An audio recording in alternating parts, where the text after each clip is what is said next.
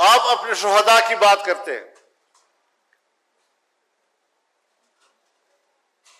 मुझे सिखाते हो शहीद किसको कहते हैं? मुझे सिखाते हो शहीद का मकाम क्या है? मैं कुरान और सुन्नत का एक तालिब इल्म हूं। मैं शहीद के मकाम को जानता हूं। शहीद क्या होता है? जो शहीद अपने वतन के लिए कुर्बानी देता है, उसकी कदर मंजिलत को मैं जानता हूं।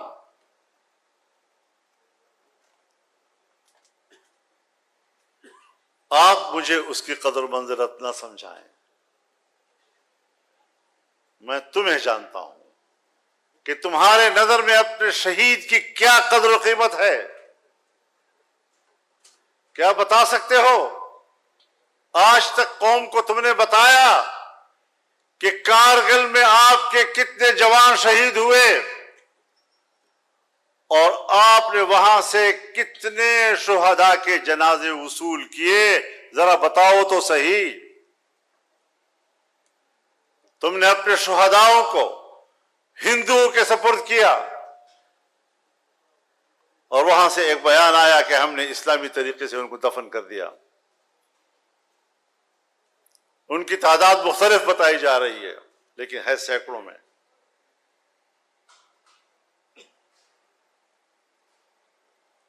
तुम अपने शुहदा के जनाजे वसूल करने के लिए तैयार नहीं हो। तुमने अपने जनाजे हिंदुओं के हवाले किए। कर्नल शेर खान अगर हमें मिला, हिंदुस्तान के इसरार के बाद हमने उनका जनाजा वसूल किया है। अपने शुहदा की तौहीन, उनकी तजलील, उनकी तहकीर जो तुम लोगों ने की है, आप अब अपने जराइम को छुपाने के लिए शुहदा के ओट में छुपने की कोशिश करते हो।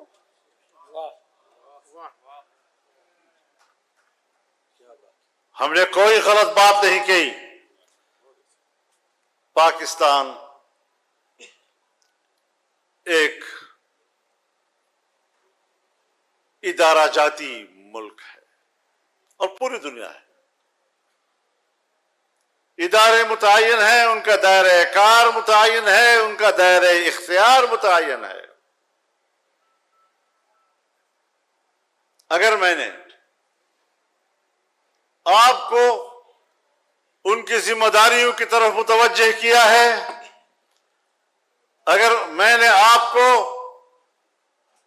उनके अपने दायरे कार और उस दायरे कार के अंदर उनकी सलाहियतों की तरफ आपको मुतवज्जह किया है,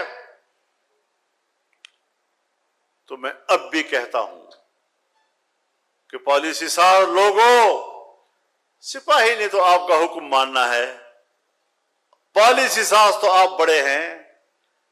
मैं आपकी पॉलिसियों से इख्तलाफ कर रहा हूं, बड़े अदब और एहतराम के साथ इख्तलाफ कर रहा हूं, लेकिन आप मेरे बयान की अज खुद तशरीह करके जो मेरी किरदार कुशी करना चाहते हैं और समझते हैं कि फजलुर रहमान झुक जाएगा, सरेंडर कर जाएगा, याद रखो मुझे अपने मां बाप ने सरेंडर होने के लिए नहीं जना है। नारे तकबीर!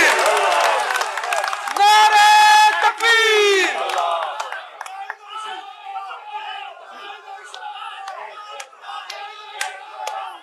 और मैंने आपको अपनी जिम्मेदारियों तक महदूद रहने की बात की है, और ये मैंने पहली मर्तबा नहीं की है, ये तो पार्लियामेंट में और आम जलसों में मैंने बार बार की है। कसूर वाली बात कसूरवार ठहरी। और आपको अजीब बात बताऊं, वो कला हजरात जरा इस पर भी गौर करें कि 48 घंटे के बाद उनको पता चला कि मैंने ये बात कही है।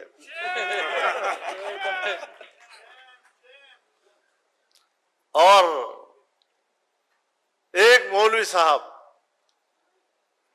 अगले दिन रात को एक खाने पर मेरे साथ बैठा है, मुझे मुबारकबाद भी दे रहा है जलसे की, और अगले दिन रो रहा है बेचारा।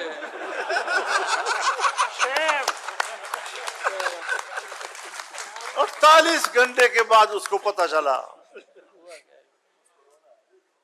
एक जुमले की गलत तशरीह करके कौम को गुमराह करने की कोशिश की गई, अवाम को गुमराह करने की कोशिश की गई, और हमारे मीडिया को गुमराह करने की कोशिश की गई, और शुहदा के खानदानों को गुमराह करने की कोशिश की गई।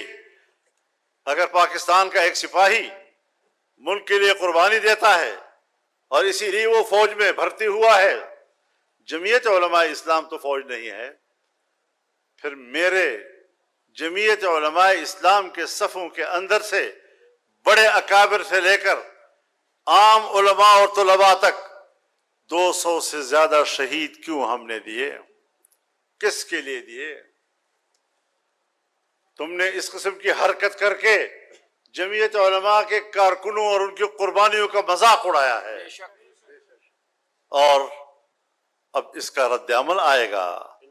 आप समझते हैं कि हम पीछे हट जाएंगे? नहीं। हमने तरतीब बना ली है, मैं चारों सूबों में जाऊंगा, चारों सूबों में वहां के अवाम और कारकुनों से खिताब करूंगा, बड़े जलसों से भी और कन्वेंशनों से भी खिताब करूंगा, और मैं अपना मौक़िफ़ लेकर आगे जाऊंगा। कायद कदम बढ़ाओ, कायद कदम बढ़ाओ।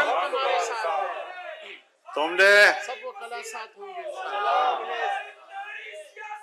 मुझे कहते हो तुमने गलत बात की है, मैं कहता हूं तुमने अपने शुहदा की भी तजलील की है, फौज के शुहदा की भी तजलील की है, उनके खानदानों की भी तजलील की है, तुमने मेरे शुहदा की भी तजलील की है, तुमने उनकी भी बेतौकीरी की है। माफी कहते हो फजल रहमान मांगे?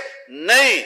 आज अगर मेरी बात गलत है मुझे आप जरूर राय दें, आप कानून के माहिर हैं, मेरी रहनुमाई करें। मेरा मुतालबा यह है कि जिस फौज ने और जिस जनरल ने जिस दफ्तर से मेरे खिलाफ और मेरी जमात के खिलाफ प्रोपेगेंडा कमांड किया है उसको माफी मांगनी होगी। बेशक। हमने ऐसी कोई कच्ची गोलियां नहीं खेली। भरोसा तुमने तोड़ा था, मगर खुद को सजा यूं दी कि फिर जो मिल गया मुझको भरोसा कर लिया उस पर। अदब एतमाद की फजा तुमने पैदा की है। मेरे मुखालिफिन सारी जिंदगी कभी मुल्ला मिलिट्री अलायंस कहते थे, कभी ये एस्टेब्लिशमेंट के बड़ा करीब है। क्यों? मेरी सियासत एतदाल की है। मैं मजहबी तबके से ताल्लुक रखता हूं और उसको इश्तिहाल देने के लिए पूरी दुनिया वसाइल इस्तेमाल कर रही है। उस माहौल में रहकर जब मैं अपने माहौल के एतदाल की राह दिखाऊंगा तो यकीनन कुछ नरमियां उसके अंदर आएंगी। कोई उसको कहता है तुम मुफाद परस्त हो, मौका परस्त हो, तुमने फलां जगह पर ये किया वो किया। नहीं, हमने हालात के मुताबिक पॉलिसी इख्तियार की और हम कभी हुकूमतों की ख्वाहिश पे नहीं चले। मैं अगर 88 में असेंबली में आया तब अपोजिशन में था, मुझे 90 में हराया, 93 में आया, मैं फिर अपोजिशन में था, मैं 97 में असेंबली में आया, मैं फिर अपोजिशन में था। तुमने मेरे खिलाफ उस वक्त भी गंदे प्रोपेगेंडे किए, गलीज तरीन प्रोपेगेंडे किए। कभी कहा डीजल परमिट खरीदे हैं।